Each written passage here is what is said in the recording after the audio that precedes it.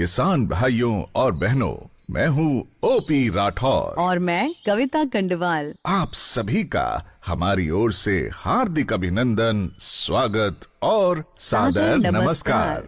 श्रोताओं, आप जुड़ चुके हैं अपने मनपसंद और जानकारी बढ़ाने वाले कार्यक्रम के साथ, जिसका नाम है आधुनिक कृषि चौपाल, विज्ञान से किसान तक।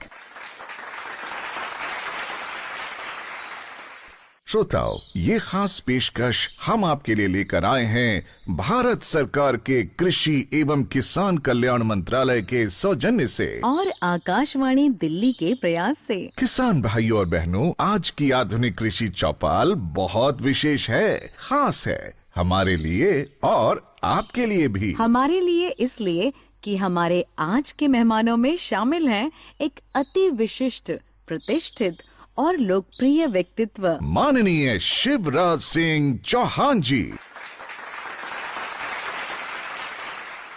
माननीय शिवराज जी हमारे देश के केंद्रीय कृषि एवं किसान कल्याण मंत्री हैं और किसानों के परम हितैषी और शुभ चिंतक के रूप में आपकी एक विशेष पहचान है। किसान भाइयों और बहनों, आज की आधुनिक कृषि चौपाल आपके लिए एक विशेष अवसर है माननीय कृषि मंत्री जी से सवाल पूछने का, अपनी शंकाओं को दूर करने का। बेशक, और आजकल किसानों के मन में अनेक सवाल हैं जीएसटी को लेकर। हाल ही में भारत सरकार ने कृषि मशीनों, उपकरणों, ट्रैक्टर, कीटनाशक, उर्वरक, दूध, डेयरी उत्पाद आदि पर जीएसटी की दर 12% से घटाकर 5% कर दी है। इसलिए किसानों के मन में इसके आर्थिक प्रभाव और अपनी आमदनी को लेकर अनेक शंकाएं हैं। ऐसी सभी शंकाओं को दूर करने के लिए अब हमारे बीच आ गए हैं माननीय कृषि मंत्री जी। माननीय शिवराज जी का हम अपनी ओर से और सभी किसान भाई बहनों की ओर से हार्दिक स्वागत और अभिनंदन करते हैं। और अब अधिक समय ना लेते हुए हम किसान भाइयों और बहनों को आमंत्रित करते हैं अपने सवाल पूछने के लिए। हाँ, पूछिए अपना सवाल। जीएसटी की कमी का प्रभाव ट्रैक्टर, कृषि उपकरणों की कीमतों पर कैसा पड़ेगा? कृषि भारतीय अर्थव्यवस्था की रीढ़ है और किसान उसकी आत्मा। किसान मतलब अन्नदाता और अन्न देता है जीवन, तो किसान मतलब जीवन दाता। मेरे प्रिय किसान भाइयों, उत्पादन बढ़ाने के लिए आज कृषि का मशीनीकरण भी जरूरी है और प्रधानमंत्री जी को मैं हृदय से धन्यवाद देना चाहता हूं। जो कृषि उपकरणों पर जीएसटी लगती थी 18 से लेकर 12% तक, वो घट के हो गई है 5%। ये जो जीएसटी कम हुई है, 20,000 से लेके 63,000 रुपया तक एक ट्रैक्टर पर किसानों को बचत होगी। अब ये ट्रांसप्लांटर है, जो ये ट्रांसप्लांटर जिससे हम धान की रुपाई करते हैं, इसकी कीमत भी 4 रोका जो है 15,400 रुपया कम हो जाएगी। ऐसे ही थ्रेसर जिसकी बहुत ज़रूरत होती है हमको, तो थ्रेसर पर भी जो 4 टन प्रति घंटे वाला, उस पर 14,000 रुपया बचेंगे। पावर बीडर पर जो खरपतवार निकालने के काम आता है, औसतन 5,495 रुपया बचेंगे। ट्रॉली जो ट्रैक्टर के पीछे हम लगाते हैं, तो वो 5 टन का है, तो उस पर भी 10,500 रुपया बचेंगे लगभग। और सीड कम फर्टिलाइजर ड्रिल जिससे बिजाई करते हैं, उस पर भी 3,220 रुपया औसतन बचेंगे। और जो 13 रो वाला सीड कम फर्टिलाइजर ड्रिल है, उस पर 4,375 रुपया बचेंगे। हार्वेस्टर कंबाइन, तो इस पर 1,87,500 रुपया लगभग बचेंगे। ऐसे ही स्टार रीपर जो कटाई की मशीन है भूसे के, 21,875 रुपये। सुपर सीडर 16,875 रुपया। हैप्पी सीडर गेहूं के लिए 10,625 रुपया। और रोटावेटर जो जुताई के काम आता है 7,812 रुपया। और बेलर स्क्वायर जो गांठें बांधता हुआ चलता है गठाने, इस पर भी 93,750 रुपया। और मल्चर 11,562 रुपया। और न्यूमेटिक प्लांटर जो प्रिसीजन खेती के काम आता है 32,812 रुपया। ये कुछ चीज़ें मैंने आपको बताई है जिनकी कीमतें कम होगी, जिसका लाभ किसान को मिलेगा। कई तरह की मशीनें हैं जो हमारे काम आती है, उन पर इस जीएसटी के कम होने का प्रभाव पड़ेगा और हमको ये चीज़ें सस्ती मिलेगी। तो कुल मिला के इसका लाभ हमारे किसान भाइयों बहनों को मिलेगा। और इसके लिए मैं किसान भाई और बहनों को बधाई देता हूं। जो जैविक खेती करने वाले किसान हैं, तो जैविक न्यूट्रेंट है उसकी कीमतें भी कम हो जाएगी, तो जैविक खेती, प्राकृतिक खेती भी आसान होगी। आप सबको बहुत बधाई। मंत्री जी, आपने जीएसटी कम होने के आर्थिक प्रभाव पर बहुत ही उपयोगी जानकारी दी है। आपको धन्यवाद देने के साथ हम आगे बढ़ते हैं एक अन्य किसान के सवाल की ओर। माननीय मंत्री जी, आपसे एक प्रश्न है। एक युवा किसान गांव में रहकर खेती करना चाहता है, उसे जीएसटी घटने के क्या फायदा होगा? खेती में किसान बहुत मेहनत करता है, दिन और रात खून पसीना एक करता है, और खेती फायदे की हो इसकी किसान को जरूरत है। और इसके लिए प्रधानमंत्री श्री नरेंद्र मोदी जी ने 6 सूत्रीय रणनीति बनाई, हम कृषि विभाग ने भी। नंबर 1, उत्पादन बढ़ना चाहिए, मतलब पर हेक्टर उत्पादन कैसे बढ़े। नंबर 2, उत्पादन की लागत कम होनी चाहिए। उत्पादन बढ़ जाओ, लागत बहुत बढ़ जाए तो फायदा तो होगा नहीं। उत्पादन बढ़े, लागत घटे, दाम ठीक मिले, नुकसान हो तो भरपाई हो जाए, जैसे अभी बाढ़ में हो गया नुकसान। और कृषि का विविधीकरण, एक ही फसल कई बार खेतों को खराब कर देती है।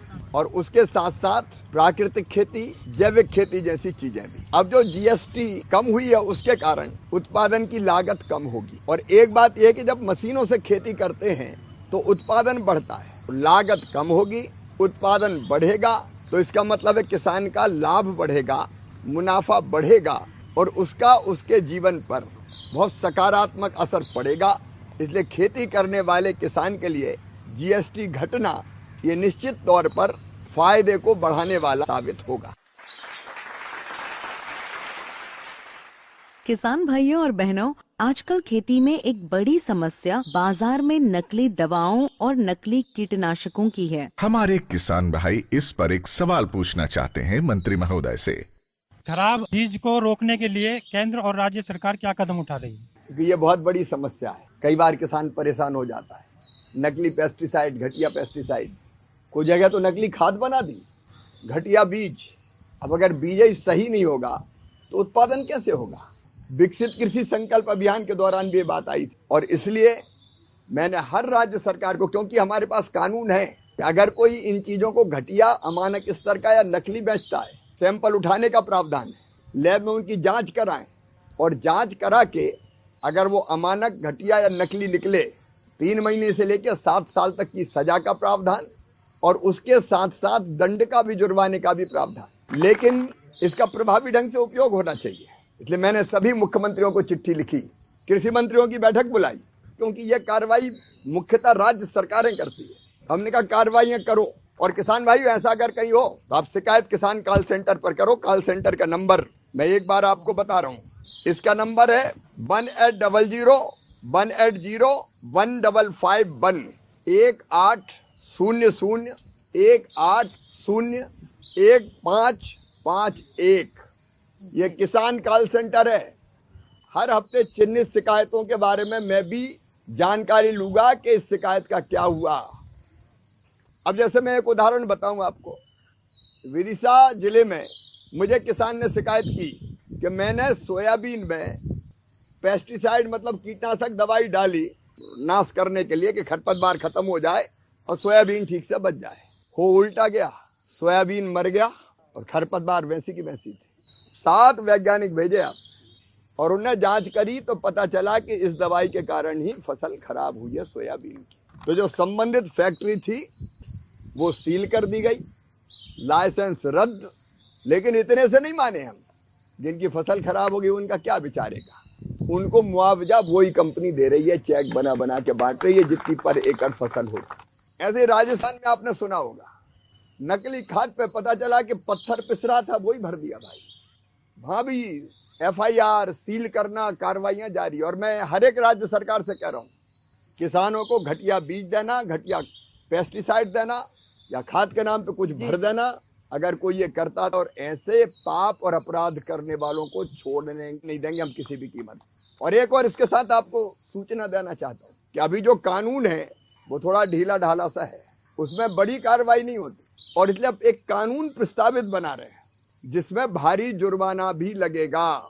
तो वो उसका प्रस्तावित स्वरूप बन रहा, ताकि कानून भी कठोर बना दें, ताकि किसान के साथ धोखा ना हो पाए। किसान भाइयों, मैं आपको आश्वस्त करता हूँ, नकली पेस्टिसाइड या अमानक बीज का काम करने वालों के खिलाफ सख्ततम कार्रवाई करेंगे। और यह किसान कॉल सेंटर आपके पास है, जहां भी ऐसी घटना हो तो उस कॉल सेंटर पर खबर कीजिए। हम राज्य सरकार से भी कहेंगे और हम भी टीम भेजेंगे। यद्यपि केंद्र सरकार के पास टीम छोटी है, राज्य को मुख्य रूप से करना है, लेकिन राज्य सरकार को भी हम कहेंगे और यहाँ से भी टीम भेजेंगे। इसी सिलसिले में हमारी एक महिला किसान का भी सवाल है। मेरा सवाल ये है, जब भी किसान किसी भी भूमि को कीटनाशक दवाई खरीदने के लिए जाए तो क्या क्या सावधानी बरतनी चाहिए? कई बार हम कहीं से भी कीटनाशक खरीद लेते हैं या बीज खाद खरीद लेते हैं। मेरा निवेदन है, अधिकृत जो दुकान है, जिनने लाइसेंस लिया है, पंजीकरण कराया है, उनसे ही खरीदें। और एक चीज और करें, बिल जरूर ले लेना, क्योंकि हम खरीदते और बिल नहीं लेते तो हमारे पास कोई प्रूफ ही नहीं रहता कि फलानी दुकान से खरीदी, बाद में वो मुकर जाता है। इसलिए एक तो अधिकृत पंजीकृत दुकान से खरीदें और दूसरे बिल जरूर ले लें, ताकि जांच के बाद वो घटिया निकले तो जिसने बेचा था उसको पकड़ सकें। ये सावधानी किसान जरूर बरतें। श्रोताओं, मंत्री महोदय के साथ आपका बहुत उपयोगी संवाद चल रहा है। इस चर्चा को हम जारी रखेंगे।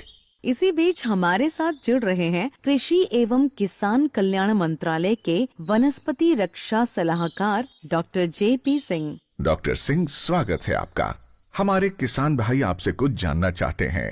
माननीय, मेरा जो सवाल है वैज्ञानिक जी से है कि कीटनाशक दवाओं का नियंत्रण कैसे रोका जाता है, कीटनाशक दवाओं को सुनिश्चित कैसे किया जाता है? जहाँ तक कीटनाशक की गुणवत्ता की बात है, ये एक बहुत ही महत्वपूर्ण इनपुट है जो किसान की एक आमदनी से जुड़ा हुआ है, उसकी खेती किसानी से जुड़ा हुआ है। और गुणवत्ता का कार्य प्रमुख रूप से राज्य सरकार देखती है, लेकिन भारत सरकार भी इसमें सहयोग करती है। इसमें मुख्य रूप से जो पंजीकरण है वो कीटनाशी अधिनियम 1968 के तहत धारा 9 में भारत सरकार ने एक पंजीकरण की व्यवस्था की है, जिसमें आयात या निर्माण जो कीटनाशी का होता है उसके लाइसेंस से पहले पंजीकरण की व्यवस्था होती है। और जो लाइसेंस है वो निर्माण का हो, वो भंडारण का हो, वो इस्तेमाल का हो, वो प्रदर्शनी का हो, सभी तरह की व्यवस्थाओं जो लाइसेंस है वो राज्य सरकारें देती हैं। और इसमें दोनों की भूमिका बहुत महत्वपूर्ण है और दोनों की व्यवस्थाओं में सुचारू रूप से और योगदान देने की जो आवश्यकता है, मंत्री जी ने जो इस पे जोर दिया है, भारत सरकार की तरफ से हम लोग प्रयासरत हैं।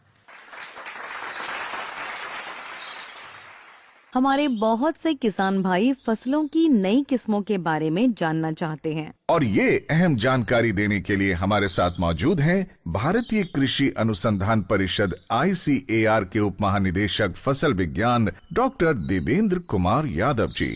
डॉक्टर यादव, स्वागत है आपका।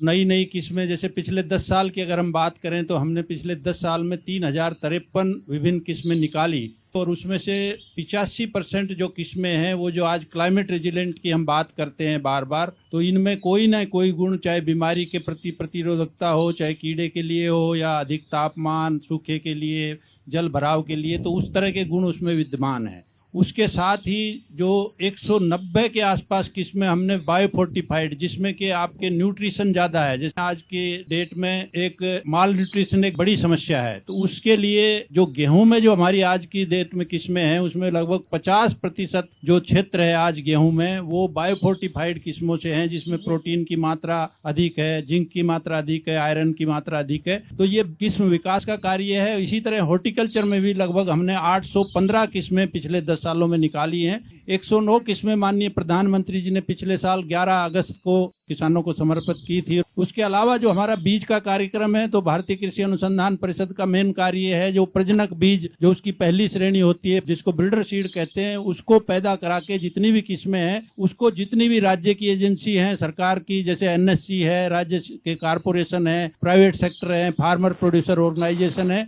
उनको गुणवत्ता युक्त उसका ब्रीडर चीज उपलब्ध कराना। और उसके अलावा हमारी एक स्कीम है बीज की, उसमें हम किसानों के द्वारा भी हम बीज पैदा कराते हैं। श्रोताओं, अब हम एक बार फिर से मंत्री जी के साथ संवाद को शुरू करेंगे। हाँ, तो किसान भाई अब आप पूछ सकते हैं अपना सवाल। मेरा सवाल है महोदय जी, जैव उत्तेजक के बारे में बताएं आप। कोई भी ऐसी दवाई जैव उत्तेजक के नाम पे जो बन रही है उसकी जांच करवानी पड़ेगी। बिना जांच के जो दवाइयां बिक रही है वो इलीगल, अवैध बिक रही है, ये मानना। और हम उसकी सूची भी जारी करने वाले हैं। तो हमने एक व्यवस्था की कि 3 जगह इसकी जांच वैज्ञानिक करेंगे और इसका फायदा होगा तो इसको किसान को रिकमेंड करेंगे भाई ये फायदा है इससे। अभी तक जो मेरी जानकारी है, कुछ बढ़ गई होती पता नहीं, 642 के आसपास दवाई ऐसी निकली है जिनको डालने से फायदा है और बन रही थी 30,000। तो जब जांच की बात आई तो थोड़े बहुत लोग तो वैसे ही जांच ही कराने नहीं आए। उसकी सूची बाकायदा प्रकाशित की जाएगी, जिसको डालने से फायदा है, वैज्ञानिक जिसका परीक्षण हो गया हो उसी को हम लोग मानेंगे कि वो दवाई सही है। चलिए एक और सवाल लेते हैं अपने किसान भाई का। माननीय मंत्री जी, हाल ही में अभी आपकी सरकार के द्वारा कृषि संकल्प अभियान चलाया गया, उससे किसानों को बहुत फायदा हुआ, वैज्ञानिक उनके घर तक पहुंचे। क्या आगे आने वाली जो रबी की फसल है हमें उसमें भी इसी तरीके का अभियान चलाए जाएंगे? खेती में अगर हमको पैदावार बढ़ानी है, प्रॉफिट बढ़ाना है, अच्छी उपज पैदा करनी है, तो जरूरी है कि आज की जो आधुनिक तकनीकी है और जो नए नए रिसर्च हो रहे हैं, हमारे वैज्ञानिक शोध कर रहे हैं। हमारे लगभग 16,000 कृषि वैज्ञानिक हैं जो ICAR के संस्थानों में काम करते हैं, रिसर्च कर रहे हैं, शोध कर रहे हैं। लेकिन एक बात थी कि वैज्ञानिक और किसानों का कभी मिलन ही नहीं होता था।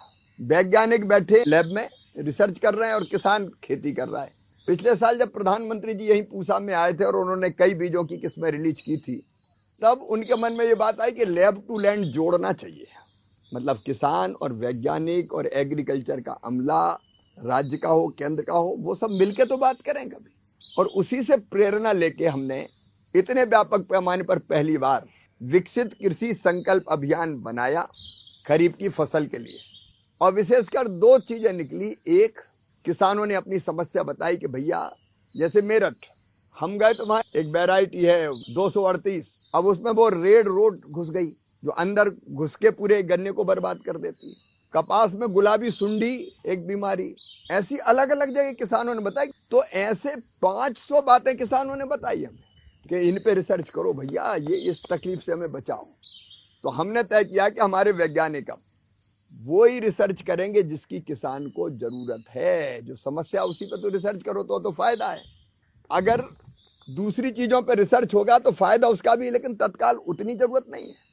तो एक हमने तय किया कि जो समस्या आई है उस पर एक वैज्ञानिकों की टीम बनाएंगे और उनको एक टारगेट देंगे कि आप इस पे, जैसे लाल सड़न कैसे रुकेगी, गुलाबी सुंडी की बीमारी कैसे रुकेगी, जल्दी फल खराब, सब्जियां खराब हो जाती है तो हमें अच्छे रेट मिले, नहीं तो टमाटर 2 दिन में खराब हो गया तो औने पौने दाम में ही बेच के आना पड़ता है कई बार। ऐसे कई विषय बताए। तो हमने 1 टीम 1 टास्क करके तय कर दिया। हर टीम एक काम करके उसमें खोजे कि वो कैसे हम किसान की मदद करें। एक फायदा ये हुआ।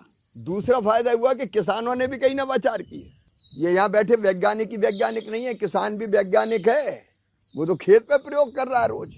ऐसे 300 प्रयोग मिले हमें जो किसान खेत पे कर रहा है।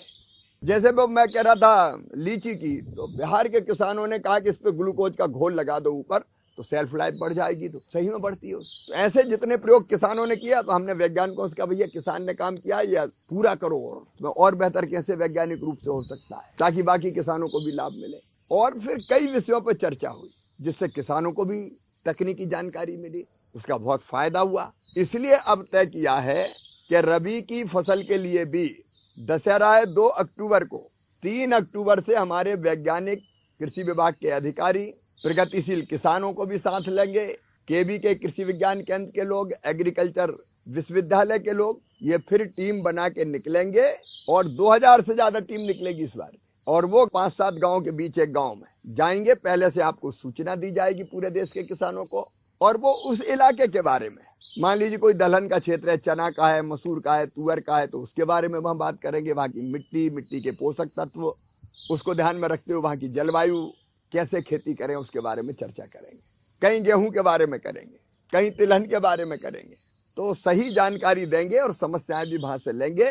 तो ये 15 दिन के लिए फिर वैज्ञानिक आपके बीच में आएंगे ताकि तकनीकी जानकारी आपको दे सकें और आपसे भी वो जानकारी ढंग से ले सकें और अपनी खेती को ठीक ढंग से करने में आपकी मदद कर सके। तो फिर से वैज्ञानिक आएंगे और एक राष्ट्र, एक कृषि, एक टीम, और आपके साथ बात करके फिर वहाँ कैसे और बेहतर खेती हम करें, जो समस्या आती है उसका समाधान कैसे हो, उस पर बात करेंगे, नए रिसर्च और प्रयोग भी होंगे ताकि हम और उत्पादन बढ़ा सकें और अपने किसान भाइयों का लाभ बढ़ा सकें, उनकी जिंदगी बदल सके। किसान भाइयों और बहनों, आजकल आप सभी रबी फसलों की तैयारी में लगे होंगे। तो आपका इससे जुड़ा कोई सवाल हो तो मंत्री जी से आप पूछ सकते हैं। मेरा सवाल ये है कि रबी फसल के लिए सरकार की क्या तैयारी है?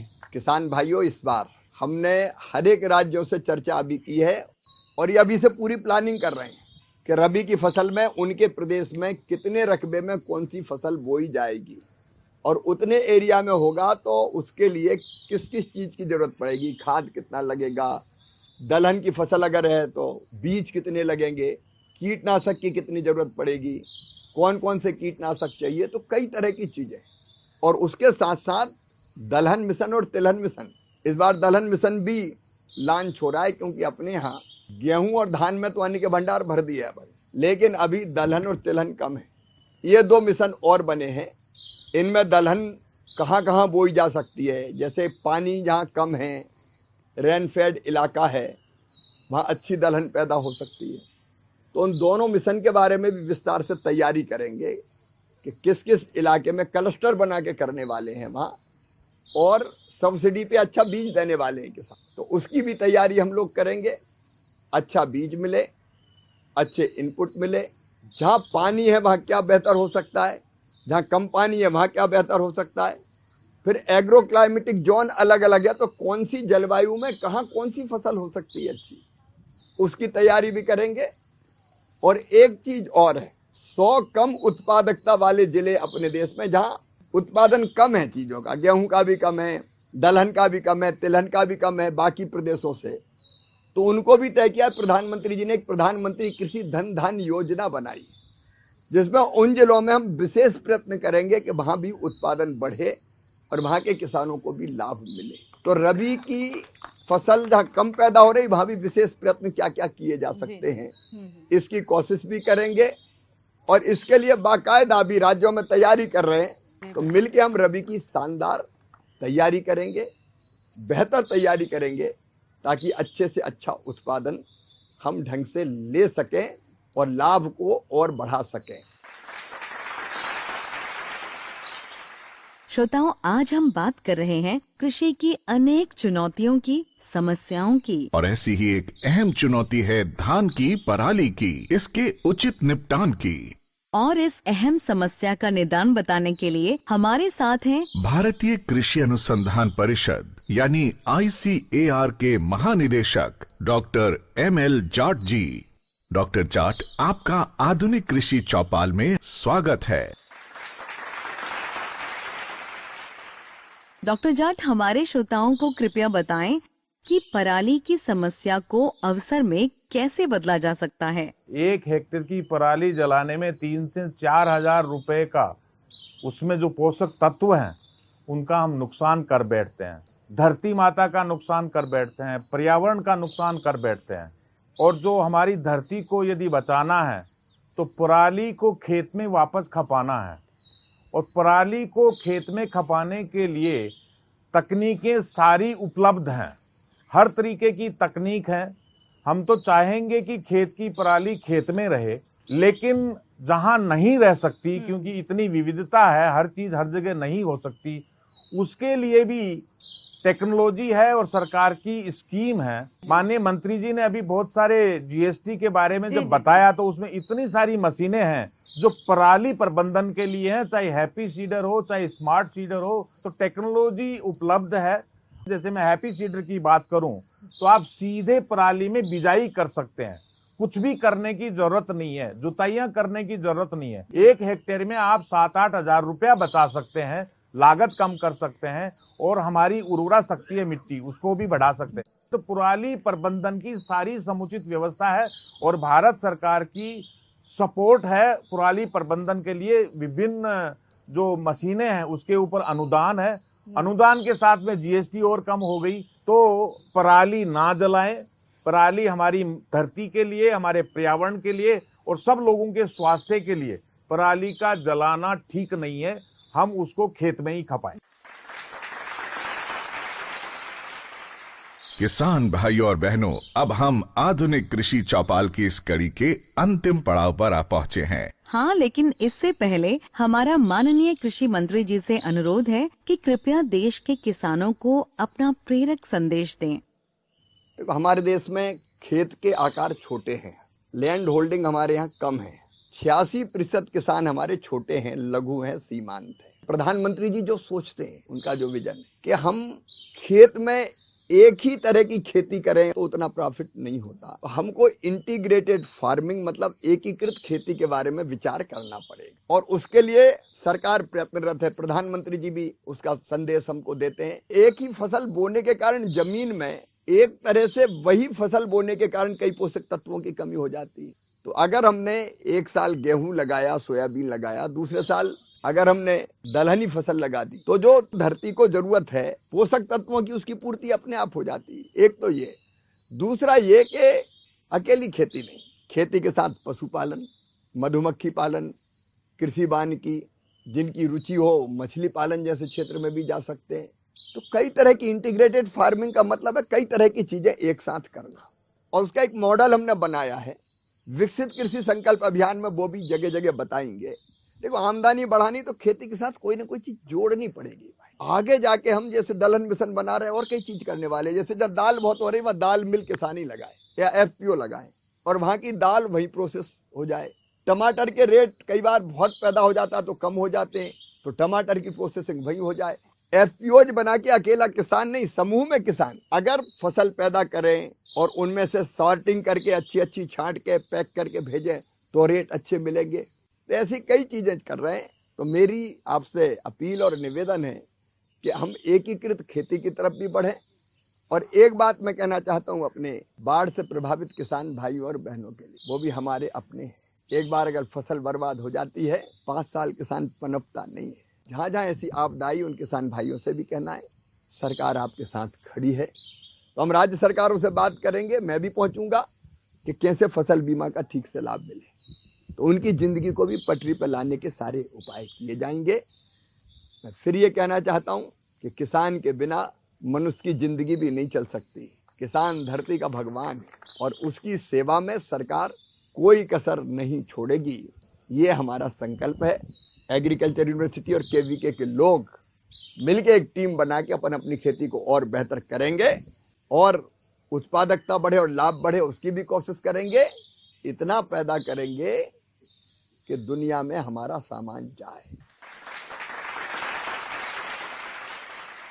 आधुनिक कृषि चौपाल की पूरी टीम की ओर से और सभी किसान भाइयों और बहनों की ओर से हम माननीय कृषि मंत्री महोदय का हार्दिक आभार प्रकट करते हैं और उन्हें धन्यवाद देते हैं। श्रोताओं, हमारा आपसे अनुरोध है कि हमें ये जरूर बताएं कि आज की आधुनिक कृषि चौपाल आपको कैसी लगी, और यह भी बताएं कि इसे और अधिक उपयोगी तथा रोचक बनाने के लिए हमें क्या करना होगा, क्या जोड़ना होगा, क्या घटाना पड़ेगा। बिल्कुल, तो अपनी प्रतिक्रियाएं और सुझाव भेजने के लिए हमारा ईमेल पता नोट कर लें। हमारा ईमेल पता है kkbongold@gmail.com। ईमेल पता एक बार फिर से सुने, नोट करें, kkbongold@gmail.com। किसान भाई और बहनों, हम जल्दी ही आपसे फिर रूबरू होंगे, लेकर आएंगे आधुनिक कृषि चौपाल की एक नई कड़ी, नई जानकारियों के साथ, नई थीम के साथ। तब तक के लिए हमें दीजिए विदा और स्वीकार करिए हम दोनों का प्यार भरा नमस्कार।